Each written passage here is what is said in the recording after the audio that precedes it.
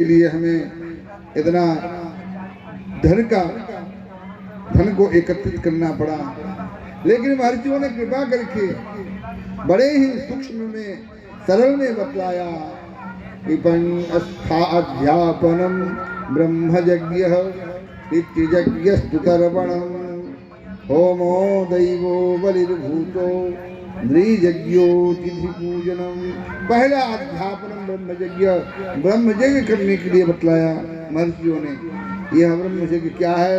तो वेद, गीता, पुराण, रामायण पढ़ना, पढ़ाना और लोगों को प्रेरणा करना कि भैया वेदों की भाषा तो बड़ी कठिन है, गुरुमुख के बगैर पढ़ लिया जाएगा तो अर्थ का अनर्थ हो जाएगा, तो भागवत जी का वाचन करें। संस्कृत में, हिंदी में, दोनों में ही आता है गीता प्रेस का।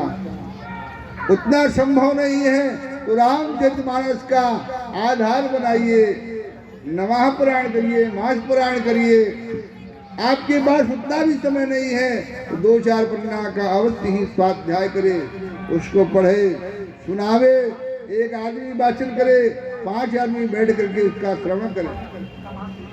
पहली भक्ति सज्जनों, भगवान की भक्ति यही है, श्रवणम कीर्तन विष्णु, भगवान कथाओं का श्रवण करना, कीर्तन करना।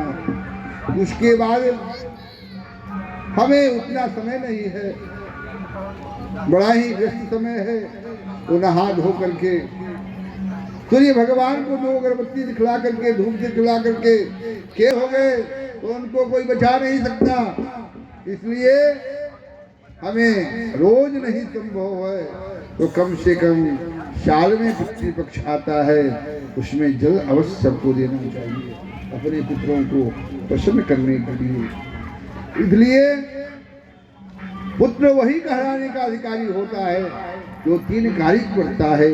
जीवतो वाक्य करणात्, दयाये भूरि भोजनात्, गयायाम दान पिंडाच, द्रव्य पुत्र से पुत्रता। जब तक माता पिता जीवित रहें उनकी आज्ञा का पालन करें, उनकी सेवा की शुश्रूषा करें। जाड़े के दिनों में गर्म भोजन, गर्म वस्त्र पहनने के लिए, गर्मी के दिनों में ठंडा भोजन करावे, ठंडा पानी पिलावे, ठंडा वस्त्र पहनने के लिए, जैसे वो प्रसन्न रह सके।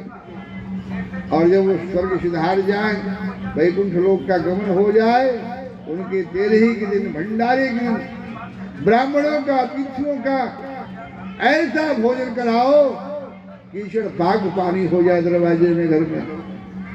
और तीसरा, गया में जाकर के पिंड दान कर। यह जो 3 कार्य को करता है वही पुत्र कहलाने का अधिकारी होता है। इस तरह से हमें पितृ करना चाहिए। होमो दैवो बलिर्भूतो, नित्य घर में हवन होना चाहिए।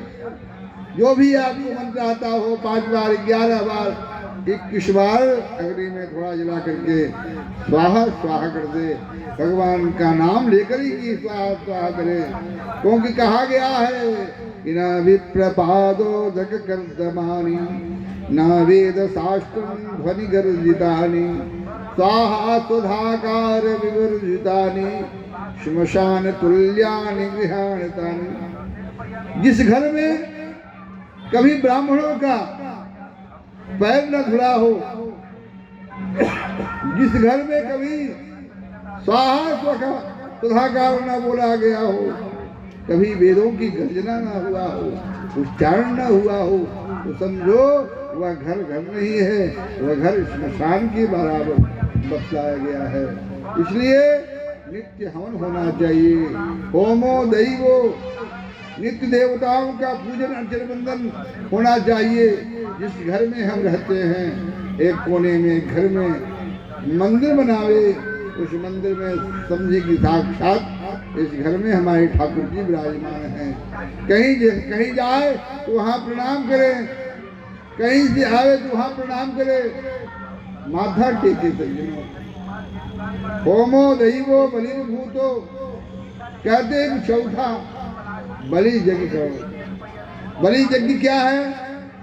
जब भोजन बच जाए तो उसमें से गोग्रास निकालना चाहिए, कुत्ता बिल्ली निकालना चाहिए, कौआ किल निकालना चाहिए, चींटी को देना चाहिए, तब बड़े बुजुर्गों को भोजन करावे, बच्चों को भोजन करावे, तब जाकर के सबको भोजन करावे। सज्जनों, यह बलि यज्ञ हुआ, हमारे भोजन में सबका हिस्सा है। हम उसमें से गोग्रास नहीं निकालेंगे तो वह हमें पाप लगता है, प्रायश्चित होता है। हम भोजन करते हैं तो भोजन सुपाच्य नहीं होता, पचता नहीं है। पूज्यपाद जगदाचार्य श्री ददंडी स्वामी जी महाराज कहा करते थे कि लोग इतना असाध्य बीमारी से लोग ग्रसित क्यों होते हैं।